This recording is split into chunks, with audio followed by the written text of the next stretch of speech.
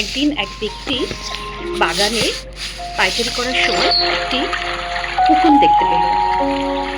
সে কুকুরটিকে রোজ পরীক্ষা করে হাঁটার সময়, এবং একদিন দেখলো এই কুকুর একটি ছোট ছিদ্র হয়েছে এবং সেখান থেকে একটি প্রজাপতি বেরোনোর চেষ্টা করছে।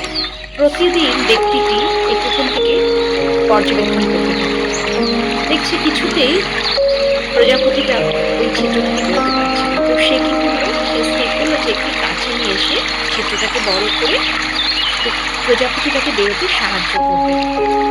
সে যখন এই কাজটা করলো তখন প্রজাপতিটা ডানাটা কিন্তু সম্পূর্ণ হয়নি, তো সে মাটিতে পড়ে গেছে এবং সে ওড়ার চেষ্টা করছে। সে ব্যক্তিটি প্রতিদিন এসে প্রজাপতিটিকে পর্যবেক্ষণ করে, কিন্তু প্রজাপতিটা উঠতে কখনো পারছে না।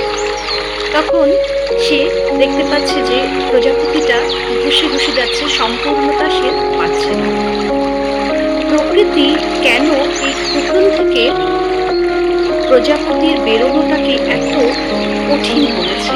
তার কারণ প্রজাপতির শরীরে যে সঞ্চিত তরল থাকে সেটা পাখনায় এসে প্রজাপতিকে পাখনা মেলে উঠতে, ডানা মেলে উঠতে সাহায্য করে।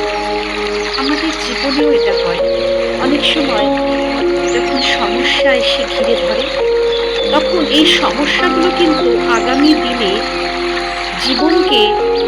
জীবনে চলার পথকে অনেক মসৃণ করে দেয়। কারণ এই সমস্যা থেকে আমরা যদি একবার বেরোনোর পথ জেনে যাই বা এই সমস্যাকে ফেস করার মানসিক শক্তি অর্জন করে নিতে পারি, তাহলে জীবনটা অনেক সোজা হয়।